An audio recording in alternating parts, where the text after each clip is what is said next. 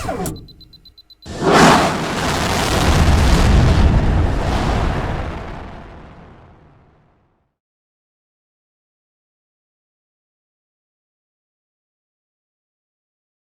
generation point of view. So a lot of the stuff we've been focusing on is like, how do we get Evans and Pavel's generation getting more involved in the trucking? Because their story is kind of an interesting story. They were 16, 18 when they started their logistics journey. And how do we get more people like that interested in it? I mean, the big thing nowadays is podcasts, vlogs, and all that kind of stuff. And we thought, hey, this would be a great way to engage people, get them more interested in the industry. You know, ask questions, have it kind of get involved in it. Because I like myself, when I went through school, I didn't know this was something. Nobody goes to school for this. Nobody goes to school. Nobody goes to school for this. It's far different in Europe. In Europe, you go to school to be a logistician. Here, it's like, oh, I knew somebody that was in logistics, and employs majority of people across North America, and nobody really talks about that, right? All the way from truck drivers, warehousing, and the whole bit. So, how's the courier piece of your work? The whole process, how does the package come in? How does it get onto the plane? Because everybody goes, you know, hey, Amazon, I ordered something on Amazon, and it showed up my door. It shows up, it's magic. It's magic, right? People always ask me, like, how does it happen? Like, it was convenient. How does that look? I'm like, well, there's videos on it. I'm like, yeah, but really, how is it really like that? They want that raw and gritty, right? So my name is Jake Kirkpatrick. I'm the Director of Transportation and Vendor Relations here at Purolator, and I've been here for 23 years, and I guess we're here to talk about the air cargo business today. Absolutely. So, here at Purolator in Hamilton, it really is about bringing the goods from the truck side, sorting it to the destinations, and into what we call containers, ULD, unit load devices. And then these are optimized to go on the right aircraft for the right destinations. At the end, they offload the containers, put it through another sort in Vancouver, Calgary, Edmonton, across the country, goes through another sort to the trucks that will go to the destination terminals, and then to the end customers. So this is the first part of the process you're going to see tonight. You come back again at 3, 4 a.m. You're going to see the reverse when we're unpacking these containers, and this truck place is full of trucks instead of the containers that you'll see in front of us tonight. So we'll start off with the Amazon. We are shipping using a passenger aircraft. We do the full x-ray. Everything is at the airport 3 hours per departure. It gets the full check as if it was the same as your luggage going on that plane. Nice. Okay. All right? Good.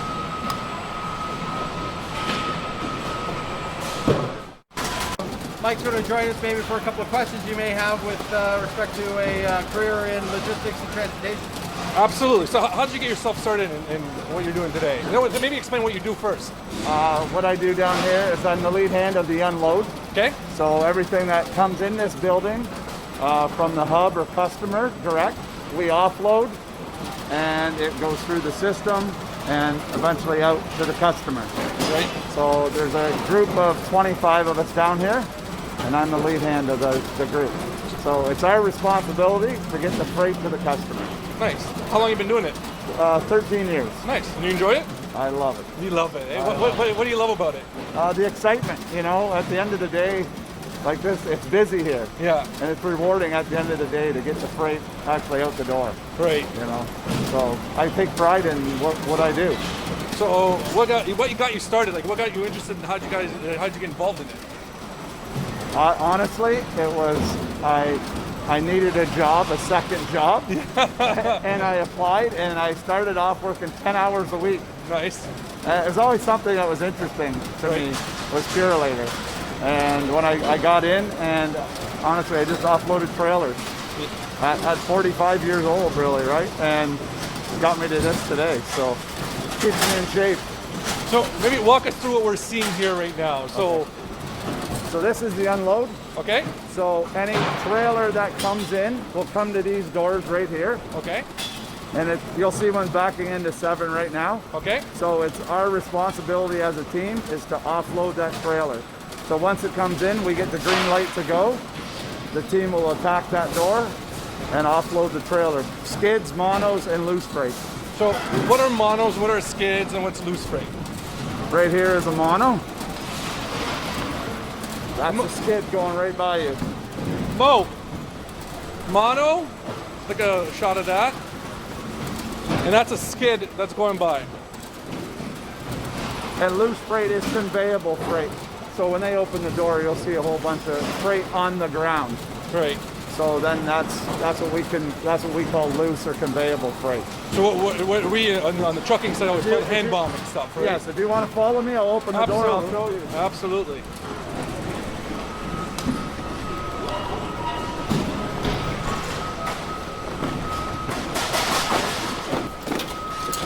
So the guys are just dropping this on the conveyor belt right now, Yep. and then the system reads it and sorts it itself? So we have 2 people up top sorting the freight. Okay. So at the top of these lines, these conveyable lines, we have sorters, and they'll sort the freight by destination. And how do they just know what destination, and how do they see? So they see by right here. But isn't there like thousands of locations across Canada? How do they never remember everything? Not really. There's not. There's only a few, and they sort it by the airport code. Okay. So everything done here is by airport code on our shift. Perfect. Air freight. Right. This is loose freight, is what we should. Pretty empty. It was full to the door with monos and skids. Okay. So we didn't have room, so they'll drop it over there. We'll offload the skids and monos, and then they'll put it in a conveyable door. Because we can't offload over there the loose freight. So does the trucker come here and they drop the trailer and you guys shunt it all yourselves, or does the trucker stay with the freight until it's... We do both. Okay. So usually a guy who has conveyable, if there's not much like this, he'll stay hooked. Yeah. And then he'll leave once we're done. Somebody comes with all bulk, what we consider bulk is everything with monos and skids. Yeah. They'll stay hooked, we'll offload it, they'll drive away. Perfect. So how long does it take to get something like this unloaded? 10 minutes. Really? Yeah. That quick? Yeah, it's like a foot a minute. A foot a minute? Yeah. Yeah. So how's the process improved with the e-commerce push and everything? So how has it changed what you saw when you started 15 years ago to what it is now? It's busier now, obviously, right? Like now there's more help to the employee. Like now we have there's conveyable lines that they're motorized. It's not so much hands-on. This business is a lot of hands-on, but there's more. We've solved that so much of a hands-on issue. Yeah. So like a good set of rollers in here, it makes it goes by way faster. And then it's the same thing at all the facilities too, right? So when you're loading and unloading, is the same kind of process. Same kind of process. So if you're good at Tetris as a kid, you're perfect. You're perfect for Purolator. You'll do wonderful. There you go. That's all you got to know. You think of that game, you're done. And you're that's you're how golden. That's how I used to be like. Oh, this is just Tetris. That's all it is. Yeah, like that's pack knife. So what's been your highlight? What's been your best moment so far at Purolator that you've achieved and done, and why was it your favorite moment? One of the tops is we had the Grey Cup through here. Okay. So the Grey Cup comes through here. So we see it as it's going to either to the winner or it's going to the actual Grey Cup. Nice. Right. So that's pretty neat to see stuff like that. Cool. Right. Knowing that Purolator is a big part of the CFL with tackle hunger and stuff. So to actually see the cup come through here and we're delivering it, that's quite the accomplishment. Yeah. What would you say one of your hardest days has been, and why? It's this whole pandemic is caused, no matter where you work, is quite difficult, right? Yeah. You see, we have masks. It's a hot environment in here in the summer, and it's challenging knowing that we're in this big environment. We don't know if you have it, I have it. So it's tough. The boxes you touch, you don't know where they came from. Yeah. So this has been a challenge. There's no doubt that this 2020 is crazy. But it looks like Purolator has done a good job kind of adapting to that. They have. They really have. They've helped us along the way. Like if we've made any, if we've asked for something, they've gave it to us.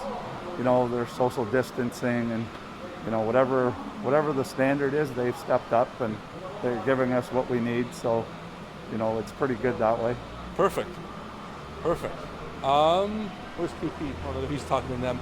Well, what else can you tell me about So the majority of this I see is Amazon now. Is that the majority of the product that you see nowadays? Is Amazon boxes? Well, there's quite a bit, but there's also a lot of Purolator freight too. Like more than just Amazon. There's Rogers. You know, there's a lot of healthcare stuff now. You can see the healthcare; it's all labeled specially now. Okay. You see the H on the box. Yeah. So there's a lot of stuff now that Purolator has stepped up to make sure that that's a premium product. So now, and you know, that's changed a lot too. The specialty products now are all labeled so they get to the customer. So what other specialty besides the Grey Cup, besides the healthcare? What's some other things you'd expect to see come through here? Or have you seen that it was unexpected? There's lots of things, you know, that come through here. You know, we ship. You know, it's funny if you look over to the area over here. Yeah. It's called our bulk area. Yeah. So, you know, we see beds, you know, barbecues, and it's really crazy the stuff. And you guys obviously don't ship anything that's temperature controlled or anything along those lines, or? Yeah, really? we do stuff. Yeah, you know, we will if it doesn't make service, we have a reefer trailer, a cold trailer. Oh, cool. That we store stuff in. I didn't know that. Yeah, like now it's especially in the summertime. We keep it down in door one. It's refrigerated. What would you keep in the refrigerated stuff? Lots of we'll get lots of coolers that have like, you know, they'll have like animal parts. Oh, really? Parts and stuff. Yeah. That's cool. That's yeah, interesting. It's interesting stuff like that, right? So a lot of liquids and stuff we'll keep in there. Yeah. If it doesn't make the service, comes in late, doesn't make the service, we keep in the cold storage. But not medicine, anything like that. No, we have, you know, that's higher priority stuff. Yeah. So that's definite to get out. Right. Yeah. Now, how do they keep temperature on a plane if you're shipping it by plane? So it has an expiry date. You know, it's the inside the box. The box is temperature controlled as well. Oh, really? Yeah. That's neat. You'll see some of the boxes have a little temperature gauge on it. Yeah. Yeah. So. I used to do a lot of produce, so we used to always stick those on the produce because obviously you need to have that temperature all the way through, and I'm familiar with those, and GPS tracked and the whole bit. Everything. All good? All good. Excellent, Mike. Thank you. Thank you so much. problem. Appreciate it. You're welcome. Cheers. So for our labels, Yep.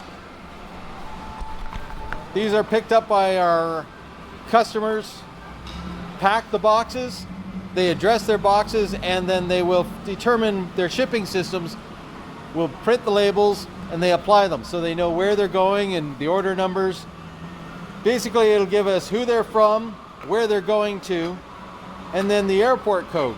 So we have 16 different airports that we sort to here for across Canada, everything from St. John's to Victoria. Okay. And here then there is a number here that denotes the terminal. So while it might go to Calgary, it could be to Medicine Hat, it could be to Red Deer, it could be a number of southern Albertas. If it's to northern Alberta, it'll go through Edmonton. Vancouver services, you know, all of Vancouver Island and whatnot. Cool. So They're all barcodes, and these have your Purolator PIN numbers, and it tells us the service number. So this is an express piece, and due for tomorrow. So tomorrow by 9 a.m. this one will be delivered in Calgary, and this one will be delivered in Kamloops. So how full is the plane of all this product? Is it stacked all the way, or do you guys fly like half a plane sometimes, a quarter of a plane? It will be significantly full. Really? Yeah. So we will work with CargoJet to plan the amount of volume that we need to ship from A to B. They'll work with their other customers to determine what their volumes are going to be. Then they figure out what size of plane they need to plan for that route, and then the number of containers and the type of containers. So the number of containers that go on the top deck are the type you see here. The ones that are curved on the top. Yeah. The ones that you see curved on the bottom go in the belly of the aircraft. So it's important that they get the type of container right. We pack it by destination, and then they will load the plane. And it's unusual to see a plane leave that's any less than 80% full. Is it all software driven, or is it a lot of technical experience and expertise that kind of drives that? What kind of person would load a plane? Bit of both. Yeah. Bit of both. So from a technical standpoint, you have to worry about weight and balance of the plane. You can't Absolutely. exceed, obviously, the takeoff weight of the aircraft. Yeah. You have to have it balanced, because if it's not balanced, it's not going to fly as fuel efficiently. Right. And so the cost of having an unbalanced plane, to a certain degree, is going to cost you more. And if you go outside that degree, then it becomes unsafe. So getting the balance of the aircraft takes a lot of planning. There's software that does it, and for the larger aircraft, it can be sophisticated. For the smaller aircraft with fewer positions, it's actually, it's like adding and subtracting. It's not really? that complicated. When it gets to, the actual planning and the network piece, you can get into some pretty sophisticated network optimization. We hire a number of engineers across Purolator that help with the optimization of the network, both on the air, the ground, and the integration of those services. And they work with a number of different optimization platforms, whether or not that's Arena for processes. They use some programs by Lamasoft and a number of the other larger network players to basically map the least expensive balance of capacity and optimizing time to deliver goods the next day. Nice. So how many of these boxes can go through the conveyor belt at a time? Like what's your sorting average, and so you got one, I know you said I think Mike was saying there's 2 people up top that are sorting. How many of they sort in a night? You know what? It is let's say tens of thousands. I mean, really? Tens of thousands here for sure, and across the country, everyone's doing it, right? So this is one of our larger facilities, especially on the air side. Yeah. But our larger hub operations will sort, hundreds of thousands a night. So what type of person, characteristic do you say that sits up there and kind of, are they attention to detail people? Are they someone who enjoys the game Tetris? Like, very much so. It is a fast-paced sort. They'll be sorting, 1,500, 1,800 pieces an hour, where you're looking for those number codes that you see here, making a choice. And is it box going left, right, or continuing on? And doing that in a way that's ergonomically safe and accurate. So how heavy is the learning curve to be able to be sitting in that spot? You know what? Some people get it right away and they're good at it. Really? Yeah. So there's like natural tendencies. People are. They've got a natural knack for it. Yeah, nice. Absolutely. And what's the process of getting to that spot? How does one identify that they're going to be at that? Like how do you recognize that? You get a resume, you get Matt on a resume, and how do you go, he's going to be a sorter, I know it. Yeah, you know what? There are certain degrees of skill within sorting. Generally, when somebody starts, they'll start with some of the basics, loading and unloading of trucks, trailers, and containers. From there, you'll start to get a sense of how to read labels, how to understand how the process works. Then you start in some of the slower sort positions, and then work your way up to some of the main sort roles that can be quite quick and relatively high stress to make sure that error rate is minimal as it needs to be. So if you don't mind me asking, what's a typical error rate that you'd have on an average of a person? Like probably one for a few thousand. Really? Yeah. That's amazing. Yeah, they're pretty good at it. That's really cool. Now, so the life of a person who joins, you said the entry-level person is the guy who sorts the trucks and unloads the trucks is first, and then they work their way up to what's the next position after that, after you are loader on unloader. So when you're loading, and we'll see this in a few moments, loading is sort of like, we were talking about Tetris. Yeah. You're looking at optimizing the cube of an aircraft. In this business, it's uncommon for us to ever weigh out an aircraft. The planes won't go out as heavy as they're able to carry. For us in this type of product, it is almost always by cube. Yeah. So optimizing the amount of pieces you can get into a container is very important. Much less so than a trailer, but here, just because of the cost of operating the aircraft, making sure that every piece fits, and we'll see that once we get over there to the other side, it is the additional time to place each piece and to maximize the number of pieces per container. And for people who don't know that, that's why a certain container costs so much, and the weight is very important when you're paying for it. Correct. It's not an arbitrary number. It's because that's how much it costs to be able to put it on the plane, sort it, put it in the right position, and weigh it out. Because if you have a small box that's really heavy, it can throw off the whole process, right? Correct. So basically, that's the part that humans get to read. The machine reads the rest. So the most important thing here that everyone's looking in this shift, the airport code. And then once it gets to Calgary, they're looking at this, which tells them the number of the terminal that this is going to. They're looking for the YYC, which is the International Calgary Airport code. So chance of human error is low. That's what he was saying. It was like a very over a couple thousand before you have an error. Yeah. So less than 0.1%, which is. The sticker would be there before it would come here on this. So the customer shipping it. How do you guys manually sort it out then? Right. So once they're back up there doing that, we'll pop up and take a look. So from here, it's only going to like airports. It's not going direct to consumer or anything from here. No. So Amazon's done a good job of sort of putting names to how things work. When things are getting picked up at a customer, they call that the first mile. And that is generally your courier who comes to your house, your business, picks up that parcel, takes it back to the local terminal, and from there it goes on to a larger transport truck and goes to a hub. That hub operation they generally call the middle mile, which is all heavy equipment, high volume, places like this. It's the connections between the cities where they call that the middle mile.